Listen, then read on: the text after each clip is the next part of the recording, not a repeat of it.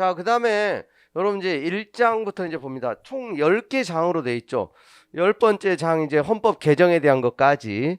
그래서 1장 총강. 여러분 총강이라는 게 전체 할 때 총이에요, 이게. 그 다음에 이제 강이라는 게 어떤 이제 별이, 어떤 줄거리, 대강, 전체의 대강, 핵심적인 걸 이제 보통 얘기할 때 이런 옛날식 표현이긴 한데, 그래서 이제 1장에서 1조부터 그러니까 9조까지가 총강이에요. 그래서 1조부터 9조까지 있는 내용을 하나씩 보면 1조 보면 대한민국은 민주공화국이다. 그럼 너무나 익숙하지 않습니까? 대한민국은 민주공화국이다. 이 공화국이라는 거 군주제를 부정하는 나라입니다. 이게 첫 번째 의미예요. 대한민국은 군주가 없는 민주주의를 핵심적 원리로 하는 공화국입니다. 대한민국 그리고 뭐예요? 대한민국은 대한민국 참이 확 깨져. 우리 나라 이름 국호 나라 이름. 그리고 아니 이름을 그래서 대한이 민국이로 이렇게 지어진 이름도 있고 그러잖아. 정말 나라 사랑하는 마음이 너무나 이제 갸륵하다 보니까 대한민국. 그리고 만세. 예전에 TV에 유명했던 대한민국. 그래서 한국이라는 거 이거 줄인 거예요. 또 한국. 대한민국은 원래 이제 정확한 명칭이 대한민국. 아시겠죠? 우리 나라 이름을 모르는 사람은 당연히 없겠죠. 그리고 대한민국의 주권은 국민에게 있고 모든 권력은 국민으로부터 나온다. 자, 이게 이제 국민주권 원리에 관한 거예요. 국민주권. 주권은 국민에게 있고 모든 권력은 국민으로부터. 여기를 살짝 이렇게 바꿔가지고 있죠. 헌법으로부터 나온다. 이걸 바꿔가지고 낸 적이 있어요. 헌법이 아니라 국민이에요. 국민. 여러분 이제 총강에서도요. 여러분 조문을 자주 읽지 않으면 어떤 문제가 발생하냐면 익숙해가지고 슬그머니 살짝 바꿔놓으면 이게 이제 속아 넘어가기가 쉬워요. 국민이에요. 국민. 그리고 여기서 말하는 모든 권력은 통치권을 얘기한다. 통치권. 입법권, 행정권, 사법권. 가분적이고 양도가 가능한. 이 주권은 단일, 불가분, 불가양. 그래서 이제 모든 권력, 국민으로부터. 그래서 여러분이 선거를 통해서 입법부도 구성하고 행정부의 이제 수장인 대통령도 선출하고 또 각 지자체 주민으로서 또 이제 단체장이라든가 지방의원들 선출하고 임명하고 다 이제 선거를 통해서 국민으로부터 나온다는 것이 우리 이제 현실 정치에서 보면 다 알게 돼요. 그리고 국민적 여론, 국민적인 평가와 심판 또 이제 우리가 나중에 보게 될 이런 국민들이 그냥 이렇게 선언적인 규정만 있고 현실에서 이제 국민들의 어떤 도구적인 수단, 방법이 없으면 안 되겠죠. 그게 이제 국민의 자유와 권리, 기본권에서 또 자세히 규정하고 있는 거예요. 각종 이제 기본권 행사를 통해서 여러분들이 국가 권력을 견제하고 선거 때만 견제하는 게 아니란 말이에요. 각종 집회 결사의 자유, 언론 출판 집회 결사의 자유, 청원권, 재판 정권, 수많은 이런 권리 제도를 통해서 또 이게 구체화되고 실현되는 것이에요. 그래서 여러분들이 헌법을 처음 공부하는 사람들은 일단 뭐 조문만 읽어도 아 대한민국이 이런 가치를 소중히 여기는구나, 대한민국의 중요한 국가기관 이런 것들이 있구나, 국민의 자유와 권리 이런 것들이 있구나, 처음에는 이제 그런 관점에서 보시면 돼요. 근데 공부를 하신 분들은 똑같은 수업을 듣고 똑같은 조문을 보지만 그 행간의 의미, 생각하는 거, 떠오르는 내용이 조금씩 다르다 이거예요. 그래서 여러분들이 이제 계속 봐야 돼, 계속을. 그래서 이제 공자가 주역을 뭐 말가죽꾼으로 이제 주역 책을 묶어가지고 보던 시절인데 그게 하여간 뭐 몇 번 닳고 떨어지고 그 정도로 봤대잖아요. 그래도 다 깨닫지 못했다는 거지.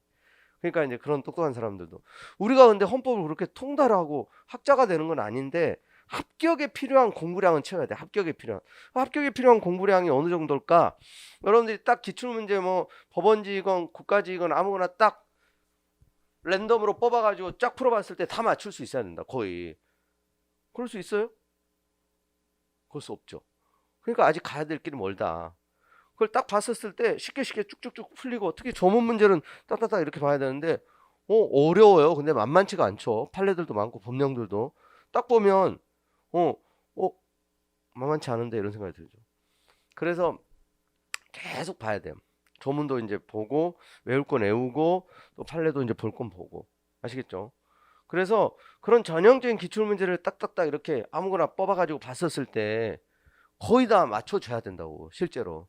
그게 이제 객관적인 지표입니다. 사실 객관적인 지표 아시겠죠? 그런 부분들은 지금 처음 듣는 사람들은 스트레스 받으니까 일단 자 쭉 보겠습니다. 일단 이제 조문이 읽으시면 돼요. 조문이. 근데 우리의 목표가 분명하게 있기 때문에 그래서 이제 그런 목표를 여러분들이 항상 명심하면서 공부를 하셔야 돼요. 2조. 그러니까 그 출발점이 이 조문을 읽는 거예요. 대한민국의 국민이 되는 요건. 이걸 이제 국적이라 그래요. 누가 이제 대한민국 국민이 되는가? 국적은 어떻게 되는가? 따로 이제 법률로 정하도록 해서 법률로. 아시겠죠? 그래서 국적법이 있는 거예요. 국적법은 별도로 다시 봐야 되는 거고. 자, 그다음에 국가는 법률이 정하는 바에 의해서 제외 국민을 보호할 의무를 진다. 자, 제외 국민이 누굽니까? 나라 밖에 있는 국민이에요. 지금 이제 해외 교포들, 동포들, 제외 동포들 굉장히 많죠.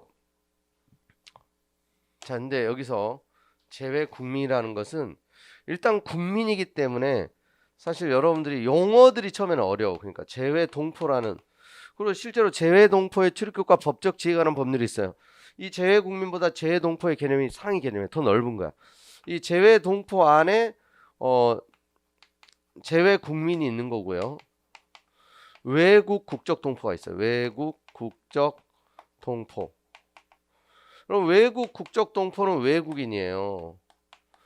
이 외국 국적이 되잖아. 외국 국적을 가진 동포다. 예전엔 대한민국 국민이었는데 우리하고 똑같이 생겼는데 미국인이 돼버린 사람. 그 최근에 그러니까 이제 바이든 정부가 출범하면서 원래 이제 그 트럼프 정부 때도 그랬었는데 성김이라고, 성은 김이요 이름이 뭐뭐가 아니라 이름이 성김이야. 성김. 그러니까 그분 되게 좀 헷갈리더라고 보니까. 지금 얘기하다 보니까 나도 헷갈리네. 그분 성이 성이고 이름이 김인가? 성김. 하여간 원래 우리나라에서 태어나가지고 미국으로 갔는데 부모님, 그래서 미국 시민권을 취득해가서 미국 외교관이 돼가지고 미국 국무부 고위, 그리고 우리나라 사람인데 우리하고 똑같이 생겼잖아 실제로. 한국어도 엄청 당연히 잘하죠. 그래가지고 그분이 우리나라 대사가 돼가지고 왔었잖아. 아니 미국 대사. 주미 대사면은 사실 이제 굉장히 끝발 있는 자리잖아요. 그리고 이제 필리핀 대사도 하다가 이번에 특별 또 이제 대사로 남북관계 북핵 해가지고 또 왔었잖아요. 더 이제 승진해가지고. 근데 제가 그거 보면서 이제 미국에 가가지고 이제 망명을 갔건 이민을 갔건 다양한 동기로 태어나면서부터 이제 미국에서 태어나가지고 복수국적자여가지고 그래서 우리 국적 이탈하고 완전히 미국인이 된 케이스도 있는데, 그런 식으로 한국에서 태어났는데 한국에서 좀 어린 시절을 보내다가 중고등학교 시절에 미국으로 가서 그래서 완전히 미국 시민권 취득해서 한국 국적 이탈해버, 그런 경우가 이제 전형적인 외국 국적 동포예요. 근데 외국 국적 동포인데 굉장히 이제 성공한 출세한 케이스. 근데 완전 미국인이에요, 완전. 근데 생긴 건 우리하고 똑같아가지고. 근데 이제 공식적인 자리에서는 영어로만 얘기하죠. 왜? 미국이니까. 미국의 국익을 위해서 정치 외교 활동을 하는 분이잖아요. 근데 우리하고 똑같이 생겼기 때문에 약간의 그 친근감이 있으면서도 좀 팔이 안 오고 굽으니까 우리나라 좀 유리하게 해주지 않을까 이런. 근데 어떨 것 같아요, 여러분? 우리가 그건 잘 알 수가 없죠. 미국 사람. 그런 케이스가 되게 많아요. 외국 국적 동포. 근데 여기 이쪽은 이제 해외에 이제 살고는 있는데 여전히 우리 국적을 가지고 있는, 영주권을 가지고 있어도. 그러니까 이 사람들에 대한 이제 보호 의무 규정을 두고 있는, 이 사람들에 대한 재국민 보호. 이 사람들에 대한 보호 의무 규정은 헌법에 없어요. 근데 이제 재외동포의 출국과 법적 지위에 관한 법률에서 이들도 이제 출국의 편의를 제공하도록 하는 규정을 두고는 있어요. 법률적 차원에서. 근데 헌법에서는 재외국민이에요. 재외국민. 재외동포 아닙니다. 재외국민. 원래 8차 때는 여기까지만 있었어. 8차 때. 근데 의무까지 추가한 게 이게 9차예요. 이게 약간 이제 정치한 부분인데 9차 때 이걸 추가했어요. 여러분 보호한다 이것만 있는 거하고 의무까지 추가하는 건 의미가 다르죠. 좀 더 적극적인 그런 이제 의무를 부여한 건 현행 헌법이다. 자, 그다음에 대한민국의 영토는 한반도와 그 부속도 들어간다. 북한 지역까지 포함하는 거예요. 이건 건국헌법 때부터 한 번도 빠짐없이 현행헌법에 이렇게 계속 있다. 아시겠죠? 영토조항. 자, 여기서 이제 뭘 볼 수 있냐면 주권, 국민, 영토. 이건 보통 세 가지를 국가 구성 3요소라 그래요. 엘리네크라는 학자가 독일의 학자가 처음 이제 주장을 했는데 국가가 성립되고 구성이 되려면 이런 3요소. 그래서 주권, 국민, 영토가 있어야 된다. 우리 헌법도 이제 주권, 국민, 영토 이 세 가지 얘기를 하고 있고 영토 조항이 여러분 헌법에 없는 나라도 있어요. 근데 우리나라는 있다는 거고 그다음에 이 조문은 북한의 실체를 좀 부정하는 듯한 유일한 한반도의 합법 정부는 대한민국 정부다. 북한이 좀 싫어하는 조문으로 많이 알려져 있죠. 북한을 이제 부정하는 듯한 영토 조항. 하나의 국가만을 상정하는. 근데 통일 조항이 들어왔죠. 지금은 통일 조항이 들어와 있죠. 통일한 얘기가 뭐예요? 통일된 나라가 아니기 때문에 통일이 필요한 거죠. 여러분 독일 이제 통일이 됐죠? 독일에서 이제 우리나라처럼 통일부 있겠어요? 없죠, 당연히. 그래서 이제 이런 통일 조항도 독일 같은 나라는 없죠. 그러니까 대한민국은 통일을 지향하며 자유민주적 기본세에 입각한 평화적 통일 정책을 수립하고 추진한다. 자, 이 조문 자체는 현행 헌법에서 들어갔어요. 9차 때. 아까 여러분 이제 헌법 전문의 평화통일 전문에서 이제 평화통일 조항이 처음 들어간 거 이건 이제 7차 유신헌법이에요. 그러니까 이게 먼저 들어갔고 지금 이제 9차 개정에서 이제 4조 같은 경우는 좀 더 법문에다가 통일 지향, 자유민족 기본세권 평화적 통일 정책 수립 추진한다. 이거 그대로 이 조문은 현행헌법에서 신설됐다는 거 7급 시험에도 출제가 됐었어요. 그러니까 통일 조항 자체는 7차다. 근데 법문 4조에 있는 조항은 현행헌법이다. 아시겠죠? 요 두 개 조문을 보면 얼핏 보면 이게 모순되는 것 같아요. 이쪽은 통일된 정부만을 상정한 거고 통일조항이라고 하는 것은 분단된 국가라는 걸 전제하기 때문에 아시겠죠? 그래서 통일조항, 영토조항이 나란히 있는 것은 얼핏 보면 모순적이나 그런데 공존할 수 있다, 양립할 수 있다. 그 이유는 한편은 북한은 반국가 단체이고 한편은 대화의 파트너이기 때문에 그래요. 그러니까 이쪽이 이제 반국가 단체성을 잘 설명할 수 있는 조문이에요. 그래서 국가보안법 같은 법이 있고 통일조항에 의거해서 남북교류협력에 관한 법률이 있죠. 그래서 대화의 파트너, 동반자로서 어떤 지위.